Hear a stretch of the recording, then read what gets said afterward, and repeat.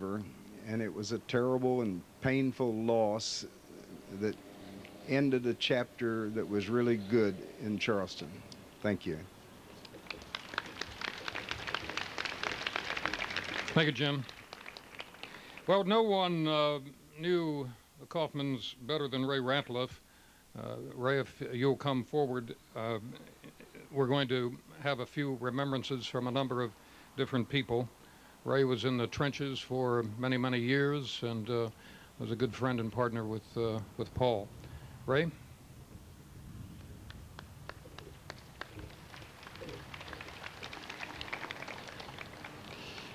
We gather here today to again acknowledge the legacy of the Kaufman family, Paul, Rose Jean, Stephen. It's a fitting remembrance, I believe, because this bridge and its predecessor represented a literal bridge between Paul Kaufman, who came to Charleston from Logan County, and Rose Jean of Charleston. Route 3 was the only game in town back then. More importantly, this bridge represents a figurative bridge in so many ways. The Kaufman family was a true bridge to the world for so many of us. Speaking just for myself, I came back to West Virginia from law school far away, primarily because of the Paul Kaufman ideas on tax reform and the social issues of the day. Once back, I was treated to the Kaufman dinner table many a time with Todd and Tim there as well, discussing the issues of the day. I'm now going to focus on Paul Kaufman, with whom I had a too brief but intense personal and professional relationship. Paul, of course, helped found the Legal Aid Society of Charleston in the 50s. Extraordinary and enthusiastic legislator that he was, Paul in the 60s either sponsored or played a key role in the historic state black lung law, the Human Rights Act, the State Clean Water Act, the State Clean Air Act.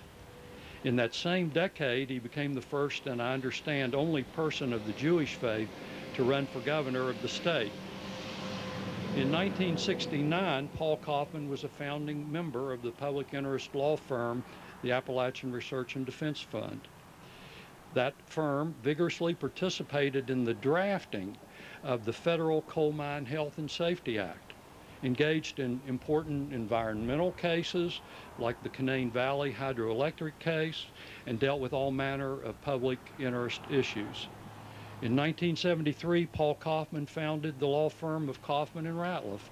While the firm had a relatively short history as law firms go, we played a key role in the major lawsuit by UMWA disabled and retired coal miners and their widows in lawsuits against the pension fund.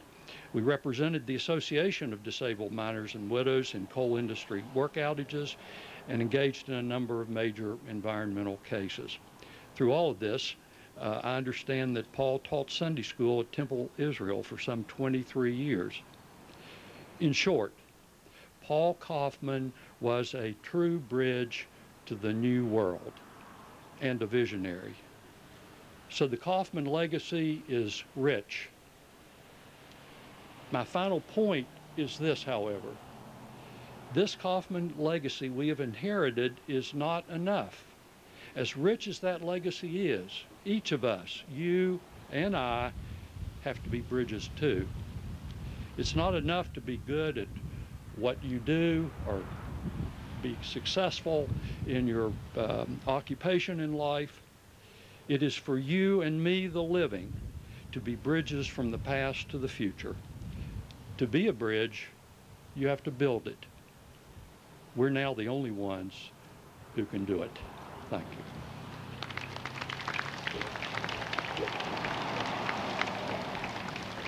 Thank you, Ray. And now, Betty Egston Hamilton, former member of the West Virginia Human Rights Commission, will say a few words about Rose Jean Kaufman.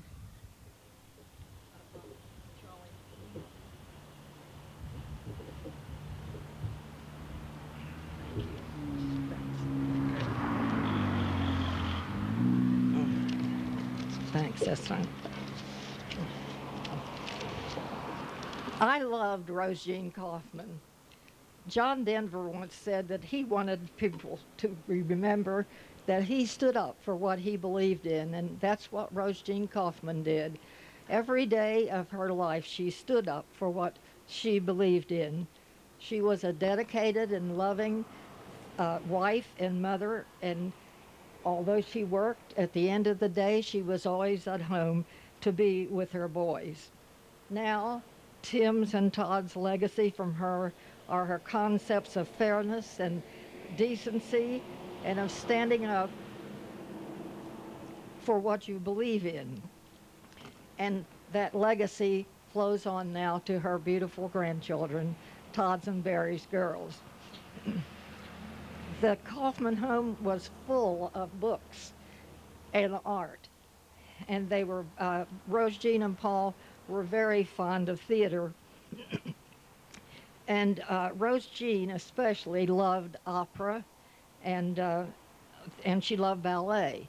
She unplugged her phones every Saturday afternoon so she could listen to the opera uninterrupted.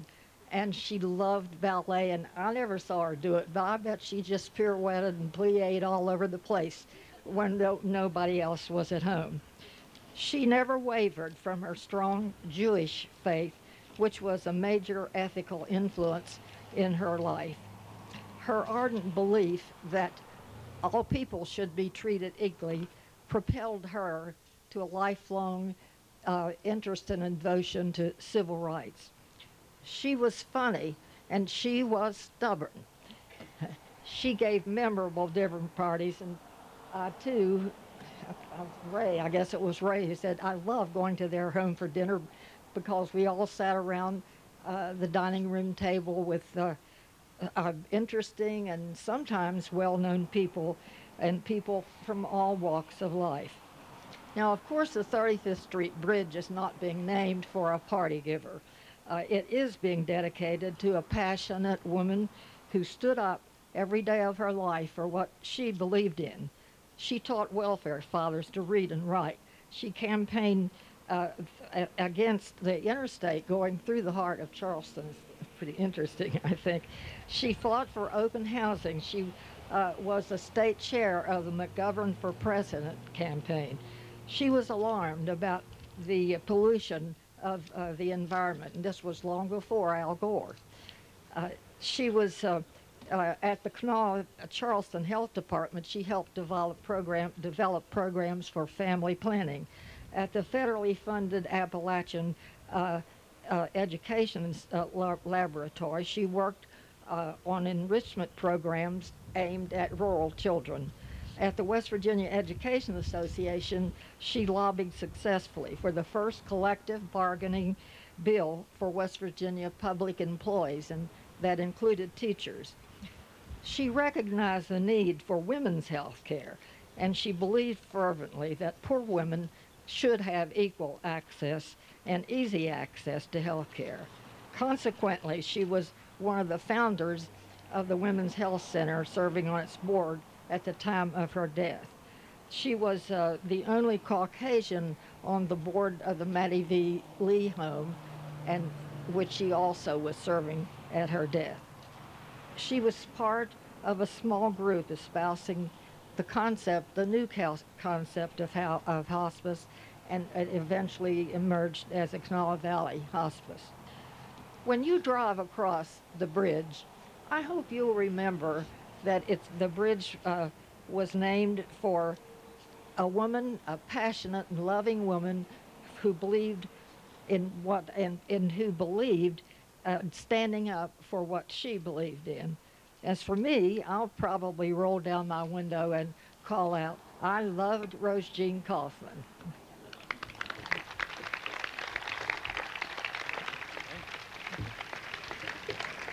Thank you, Betty. Rose Jean was obviously very influential with me also. Todd and I were talking over the weekend. I was at Channel 8, and we did not editorials, but documentaries each month then.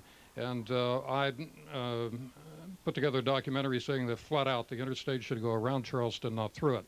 And Senator Rockefeller has never let me forget that, Senator Manchin.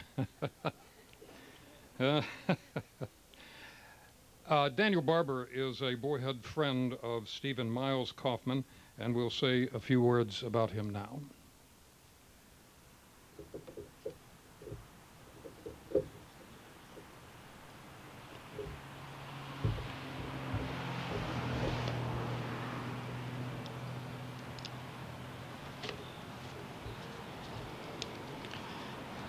It is an honor to share some remembrance of Stephen Miles Kaufman for this occasion today.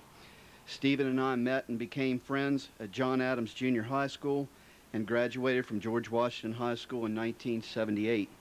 Steve was passionate about basketball, girls, rock and roll, and running. He ran all over this city, and I'm sure at some time ran over the old Canal City Bridge and the present interstate one. His short life spanned both bridges. Steve was pre-med at Tufts. He had a genuine concern for and the ability to relate to people from all walks of life, business executives and janitors, the young and the old, with equal zeal. He was a bright, inquisitive young man who didn't know a stranger.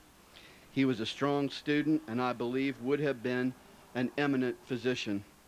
Stephen is the reason that I affectionately call many people Bub. He'd call me up on the phone, "Yo, Bub, what are you doing?" There was no need to ask who was on the other end of the line. In the past, when I've tried to tell people about Stephen, I've told them that he would have done great things. I still believe that 3 decades later. He would have obtained an excellent education, come back here, and contributed to the betterment of this community like his father and mother and brothers have. And he would be honored and delighted with this dedication. If he were here today, I'd like to think he might look at me after the ceremony with a smile on his face and say, "Yo, Bub, they named a bridge after us."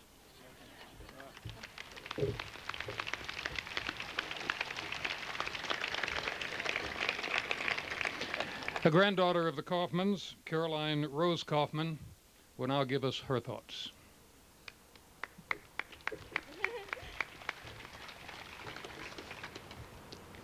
Hello, my name is Caroline Rose Kaufman, and I'm the middle granddaughter of Paul and Rose Jean Kaufman, and the niece of Steve Kaufman. I'm 19 years old and a rising sophomore in college in New York City, where I study environmental art and design. Even though I never had the pleasure of knowing my grandparents, I feel as though their passions and beliefs run through my blood. I've read and heard their stories in the West Virginia State Archives at the Cultural Center where I'm working this summer, as well as from many of you. In the 1960s, my grandfather sponsored the bill creating the West Virginia Commission of the Arts and Humanities, the early predecessor of the Division of Culture and History. For the past 2 summers, I've had the pleasure of working at the Cultural Center, and am now a college intern in Governor Tomlin's program. I'm honored to have my family legacy represented and be part of a bridge of generations that will remember and work towards the goals my grandparents stood for. Thank you.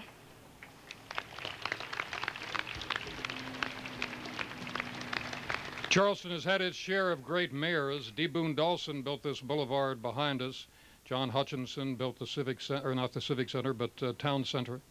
And the tradition of greatness continues with the great mayor that we have today. My distinct privilege to introduce Danny Jones. Thank you, Charlie.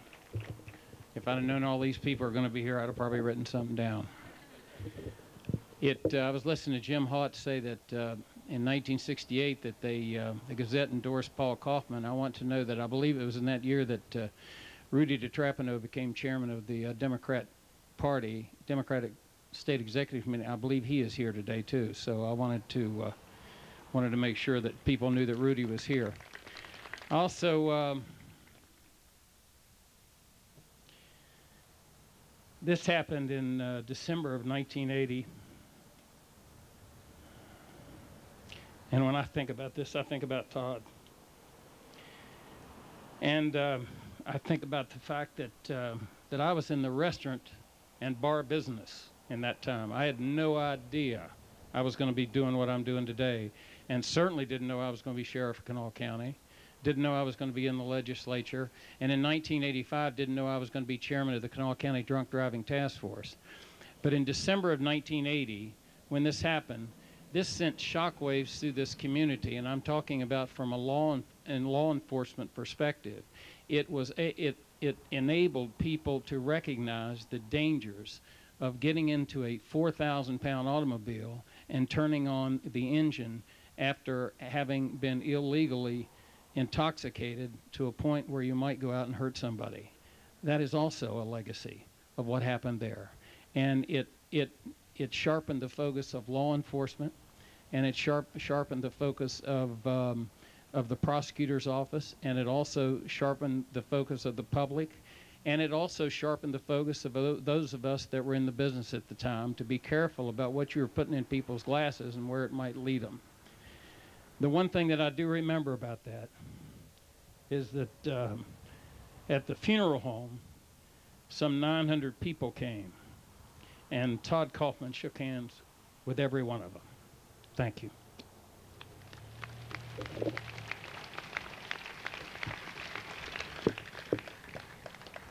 We'll hear from Todd in a moment, but now the special unveiling that we've all been waiting for. The Honorable Paul Maddox, Jr., Secretary of Transportation and Commission of Highways, and Governor Tomlin will present the signage that will adorn this bridge. Good afternoon. Judge Todd Kaufman, family, and friends. It's with great pleasure that the West Virginia Department of Transportation, Division of Highways, present to you this afternoon the dedication and renaming of the Interstate Bridge here in Charleston from the 35th Street Bridge to the Kaufman Memorial 35th Street Bridge. Judge, if you and your family would join us on stage. Should we get down here maybe? Good idea.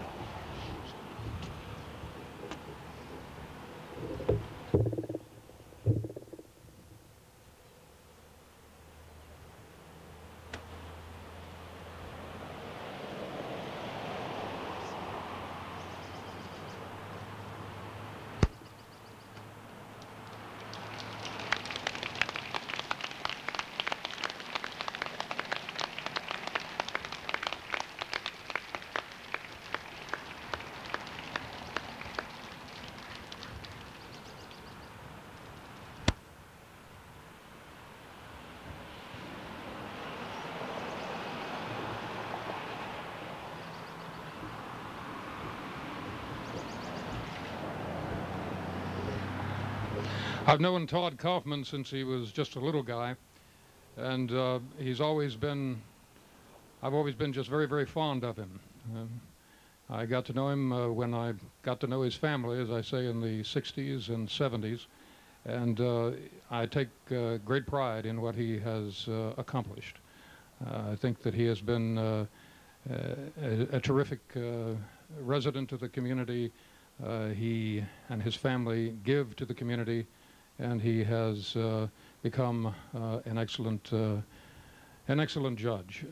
It is, as I said before, Todd, an extreme honor for me to be here today and to participate and to introduce to you Todd Kaufman.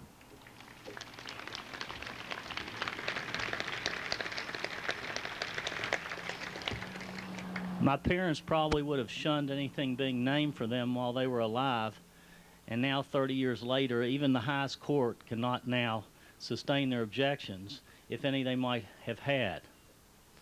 They would indeed be most proud, and I know how deeply, deeply honored, if ever they could have imagined this bridge being named for them.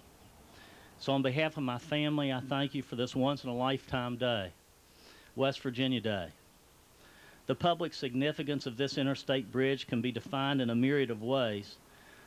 Today, I would like to say it stems from the diverse citizenry who use this bridge daily, 7 days a week, around the clock, and our state and the people who own it and maintain it.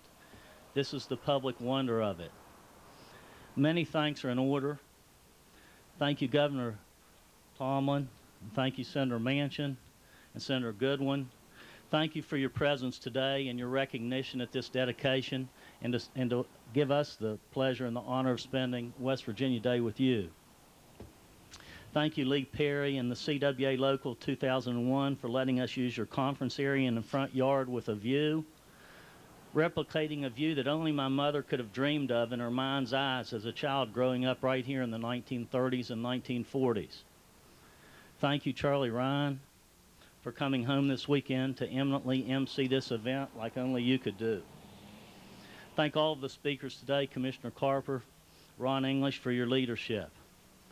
Thank all 12 West Virginia State Senators who co-sponsored this bridge resolution, and some have been named, and Kanawha County Senators took the lead. My good friend Senator Truman Chafin and his wife Tish, who are here today, was also a co-sponsor. And I need to say that Senator Chafin and Senator Manchin and Governor Tomlin and I all were back in the Senate together 25 years ago, and it was a big deal to get any Senate concurrent resolutions passed then, and it still is today. And so this is a big deal, and I thank all of those legislators in the state Senate and everyone in the House of Delegates, particularly our House of Delegates delegation from Kanawha County, for supporting this. Especially thank you, Senator Palumbo, during a busy Senate session as the new chairman of the Senate Judiciary Committee, with all that you had on your plate, with all the social legislation, to even consider this measure and to see that it got the attention that it did. Thank you, Secretary of Transportation and State Highways, Commissioner Paul Maddox, one of our Kanawha Valley's outstanding native sons. Thanks to Charleston City Council members John Miller and Rick Burka, whose district and ward is Kanawha City and who are here today, and to Council President Tom Lane, who can't be here, and Council Person at Large Casey Russell. Also thank you, Mayor Danny Jones, for driving all the way from Baltimore this morning, where you were at a national mayoral conference, to come back for this. Thank my judicial colleagues and courthouse officials, all the public employees and people who are here from the past and the present, and citizens all. Thank you, Ray Ratliff, for being with me as your law partner on December 28, 1980, within an hour in the law firm after our family was killed. You and Mary and Barry were there for Tim and me, and here you are 30 years later as continually able counsel. I'm about to conclude, but on a personal ending, I need and I want to thank my family here today, in addition to the gratitude for my parents and brother before. First cousins Mike and Nancy Levinson, who came in from Kentucky, dear brother Tim and sister-in-law Jackie, the best mother and father-in-law I could have ever had, Frank and Marion Bear, the best. Sister-in-law Barbie Dan, who came home for her Father's Day, talented and loving Barry, and daughters Caroline and Sophia. Paul is finishing her master's thesis in Europe and in school. Back on June 20th, 1963, on a day not unlike today, at our state capitol, 3 little boys held their parents' hand and heard President Kennedy tell us that the sun may not always shine in West Virginia, but the people always do. Shortly after President Kennedy's speech, our parents drove across the Kanawha City Bridge in their old station wagon, where we were allowed to run on the field for a make-up baseball game between the Charleston Indians and the legislators. I think Senator Tomlin played left field. That June 20th, 1963 was always my best memory of West Virginia Day. Today now is my most memorable. Thank you on behalf of my family. Now let's go inside and get some ice cream and hope that it hasn't melted, and thank everyone here for coming today.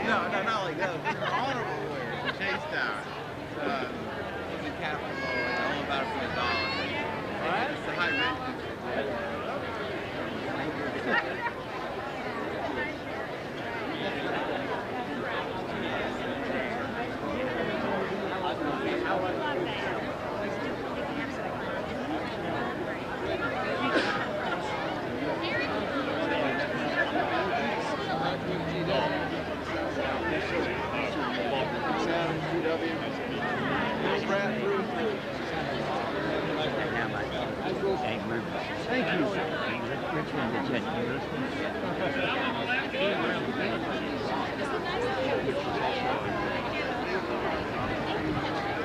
Maybe I'll see you up there. All right. How are you doing? I haven't seen you in a I'm doing fine. How are you doing? Are you still in the same place? No. Oh, you got rid of it? Do you live in the same place? Oh, yeah. Covenant House. So did you go down and see Al River? No, I didn't make it. I got the sessions last night. I didn't. Yeah. It was really Well, that's wonderful that they did that. Cool. Yeah, so we'll, that's good. Okay, we're going to go get lunch. Anybody else you need to come? Well,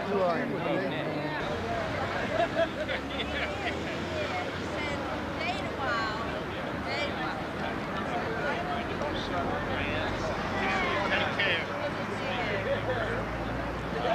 I'm down here.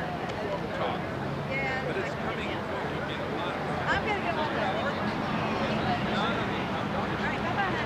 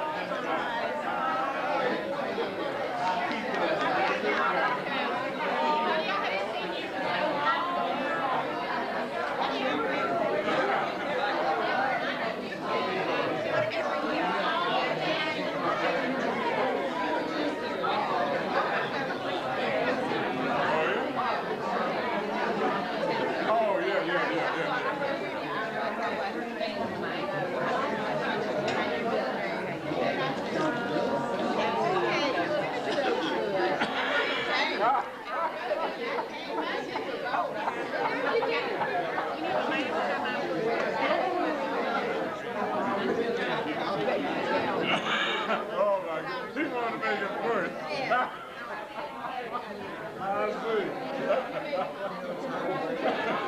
see.